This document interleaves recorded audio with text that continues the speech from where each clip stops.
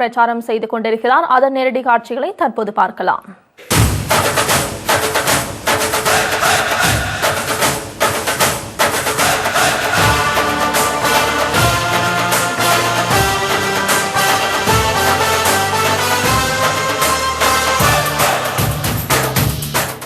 அதேபோன்று மகளிர் அணியை சேர்ந்த அனைவருக்கும் நன்றிகள் வணக்கம் தெரிவித்துக் கொள்கிறேன். அதே போல என் கூட்டணி கட்சி தலைவர்கள், செயலாளர்கள், மாவட்ட தலைவர்கள், செயலாளர்கள் மற்றும் நிர்வாகிகள், ஒன்றிய கழக பேரூராட்சி இருந்தால் அனைவருக்கும் நன்றிகள் வணக்கம் தெரிவித்துக் கொள்கிறேன். அதற்கு முன்னாடி வேட்பாளர் அறிமுகத்தை நான் செய்துவிட்டு பின் என் உரையாற்றுகளான்னு நினைக்கிறேன். பார்ப்போம்.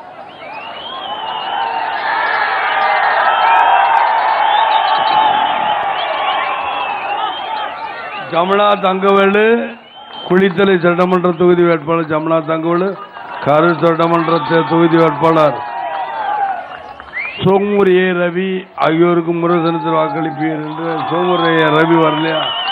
ரவிங்க ரவி வந்திருக்கார்.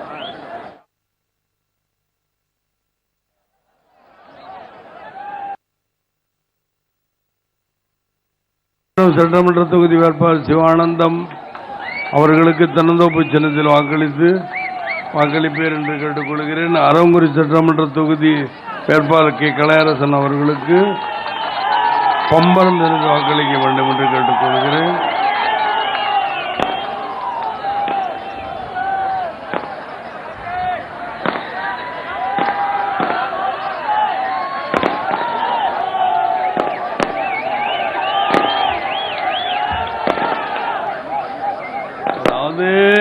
என்னை பொறுத்தவரை எனக்கு இவ்வளவு பெரிய மாஸ் ஏற்படுத்தி கொடுத்தவர்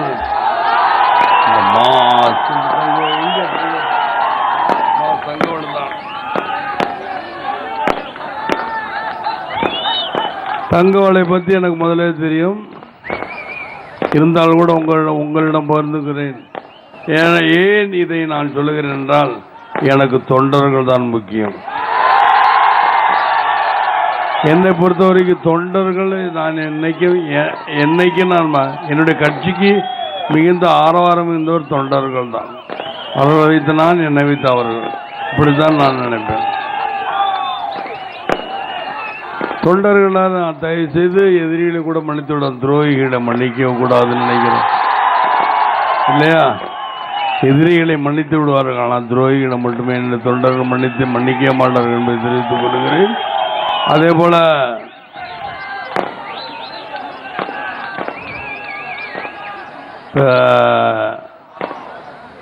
தேசிய முரசனத்திற்கு, அதாவது எங்கள் கட்சிக்கு முரசனத்திற்கு வாக்களிக்க வேண்டும் என்று தாழ்மையுடன் கேட்டுக்கொள்கிறேன்.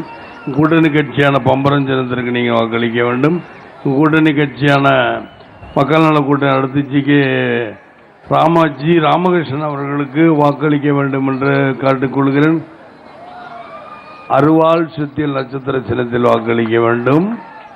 அதேபோல முத்தரசன் அவர்களின் வேட்பாளரான சிபிஐ இந்திய கம்யூனிஸ்ட் கட்சியின் வேட்பாளர் அவர்களுக்கு கதிர் அருவாள் சின்னத்தில் வாக்களித்து வெற்றி பெற்று. அதேபோல எங்களது ஐயா சின்னையா கே மூப்பனார் அவர்களின் தவப்புதல்வன் கே வாசன் அவர்களுக்கு தலைமையான வணக்கம்.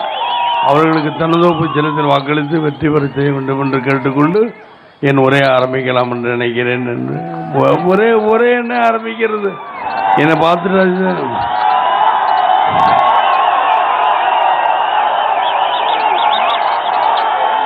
நான் என்னன்னா, என் கால்படாத இடமுள்ள கடைசியில் கொண்டு வந்து இங்கே நிறுத்திட்டாரு.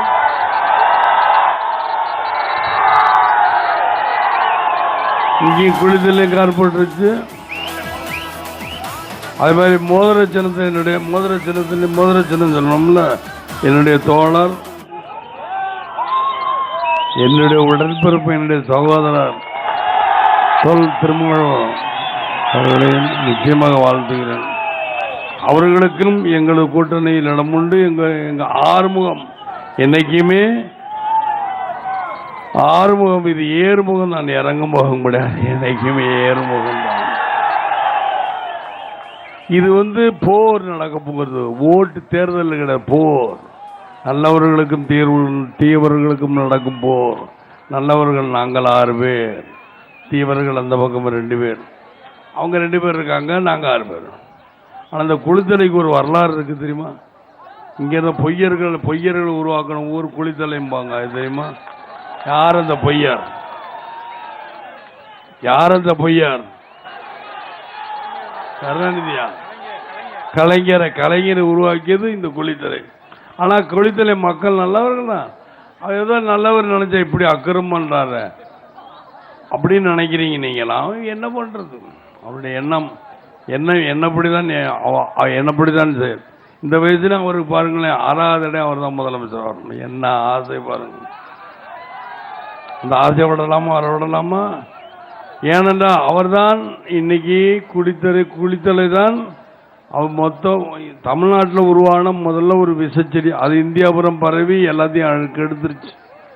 இப்போ அந்த கெடுத்தவங்களோட கூட அனுப்பி கெடா முடியுங்கிறவங்களோட இன்னைக்கு கூட்டணி வச்சிருக்கான் இந்த திமுக. அதாவது நான் ஏன் இதெல்லாம் சொல்லுகிறேன் என்றால், இன்னைக்கு மணல் கொள்ளை இங்கே தான் அதிகம். இந்த மணல் கொள்ளை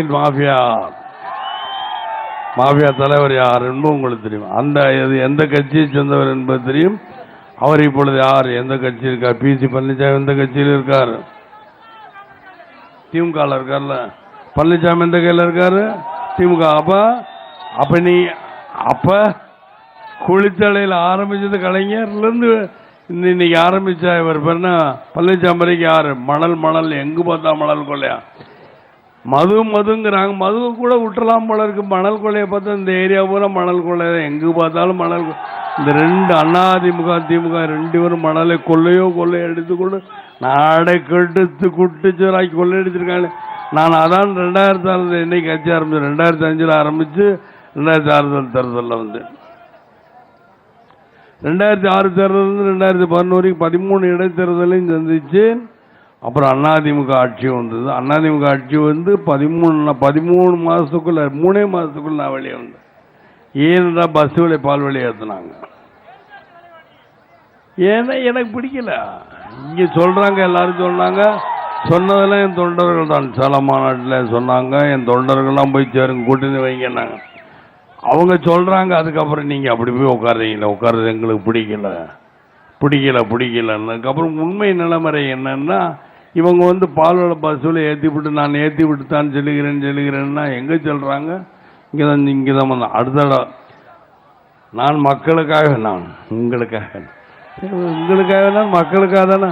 3000 ஏக்கர் மக்களுக்கு கொடுத்துட வேண்டியது. ஊட்டி மக்களுக்கு 3000 ஏக்கர் நீங்கள் கொடுத்துட வேண்டியது. 3000 ஏக்கர் 2000 ஏக்கர் சிறுதார் பங்களா இருந்தால் இருக்கு. இந்த மக்கள் எவ்வளோ இருக்காக பிரித்து கொடுத்துருங்க.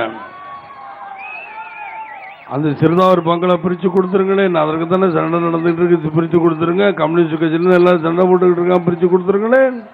அதே போல் உங்களுடைய இடமான ஒரு வீடு இருக்க, அது என்னமோ ஒரு கார்டன் இருக்க, போயஸ் கார்டன். கரெக்டாக வச்சுட்டாங்க சார், கரெக்டாக வச்சுட்டாங்க. போயஸ் கார்டன் சொல்லிட்டேன் நான். போயஸ் கார்டனில்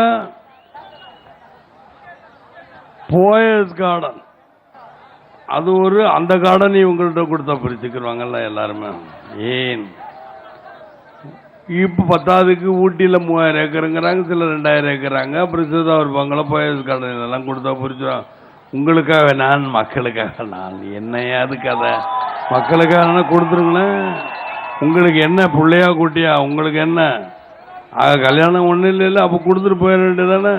சரி, இப்போ அவங்கள பேச சொல்லுங்க பார்ப்போம். இப்போ பிஜேபியை அவங்களை கொஞ்சம் கொலாவ சொல்லுங்க, கொலாவ மாட்டாங்க. ஏன்னா இன்னைக்கு பிஜேபி ஆளுங்க அங்கே சொல்லுவாங்க, 2 பேர் பாராட்டுவாங்க, 2 பேர் திட்டுவாங்க. ஜவடேகரும் பீஸ் கோயலும் திட்டுவாங்களாம் மத்திய அமைச்சர். என்ன இந்த முதலமைச்சரை பார்க்க முடியல. நிர்மலா சீதாராமன் ஒரு மந்திரியும் வெங்கையா நாயுடு எனக்கு இந்த சண்டை போடுற வெங்கல்வர் ராவன் ஒருத்தர் இருக்கார். அவர் பேர் தான் வெங்கையா நாயுடுவா. அவர் பிஜேபியில் அங்கே ஈஸியாக பார்த்துட்டு நான் சொல்கிறேன், இதுதான் பிள்ளையும் தொட்டி விட்டு என்ன தொட்டியும் தொட்டிலையும் ஆட்டி விட்டு பிள்ளையும் கிள்ளி விடுற கதை. பிஜேபியோட கதை. நான் என்ன சொல்கிறேன், இந்த ரெண்டு பக்கம் இங்கிட்டு பொண்ணாரையும் திட்ட விடுறது, அப்புறம் இங்கிட்டு 2 பேரை பாராட்ட விடுறது, அங்கிட்டு 2 பேரை திட்ட விடுறது என்னையா?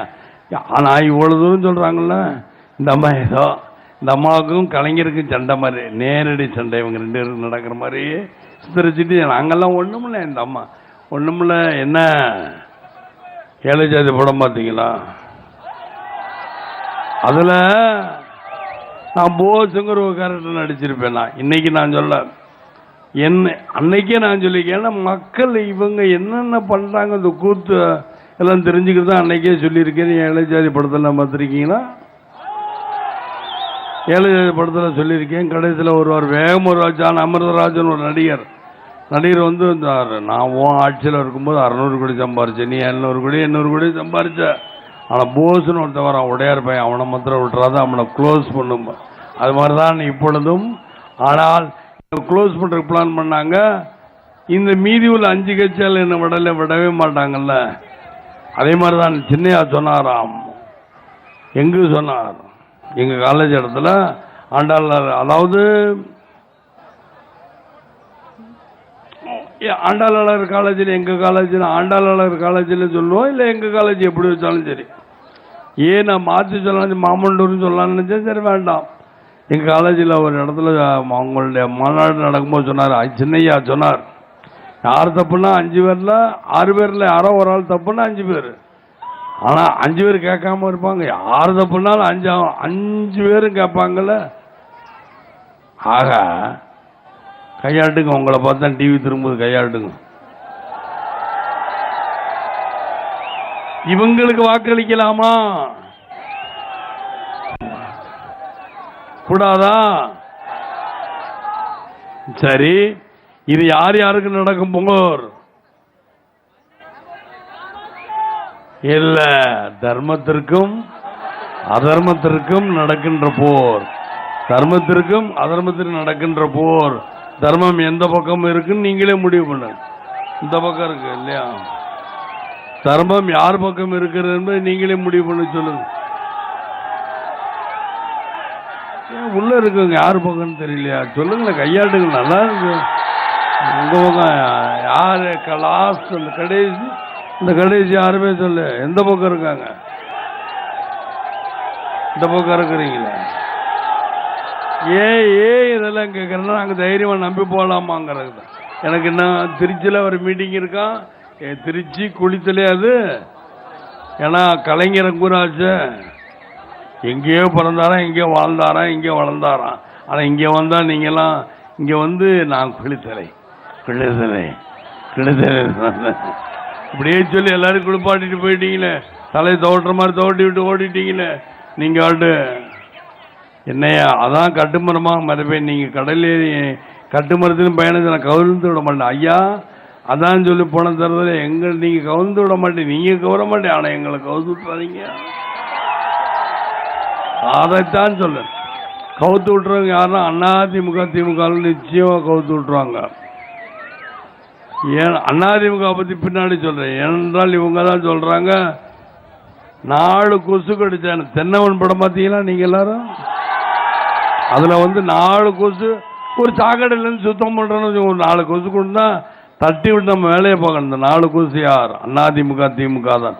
2 கொசு அதிமுக கொசு, 2 கொசு திமுக கொசு, 4 கொசு தட்டி விட்டு நம்ம வேலைகளை பார்த்துக்கிட்டு இருப்போங்கிற மாதிரி தான் சொல்லியிருக்கேன். அதுபோல தான் இதுவும். அதாவது நம்ம தேர்தல் வேலையை பார்ப்போம். எங்கிட்ட காய்ச்சல், அவங்கள்ட்ட கோடி கணக்கில் முரட்டு பணம் இருக்குன்னா யாரு? அதிமுக முரட்டு பணம் வச்சுருக்காங்க, அவங்கள்ட்ட முரட்டு பணம் இருக்குது. நான் இல்லைன்னு சொல்லு, எங்கிட்ட முரட்டு மனம் இருக்கிறது. மக்கள் இருக்காங்க, ஜாக்கிரதையா. உங்கள்கிட்ட பணம் ஏமாத்துறான், ஆனால் எங்கிட்ட முரட்டு மக்கள் இருக்காங்க, ஜாக்கிரதை. கரெக்டாக தான் நான் சொன்னது? கரெக்டாக தப்பா? ரைட்டா? சரி என்று உங்களிடம் விடைபெற்று கொண்டு விடைபெறுகிறேன். இன்னும் திருச்சி அப்படியே சுற்றிடுறேன், கோச்சிக்கிற கூடாது என்று திருச்சி விடைபெறுகிறேன். நன்றி, வணக்கம் மக்களே, நன்றி. எல்லார்ட்டையும் நான் சால்வ் ஆகிட்டு போகிறேன்.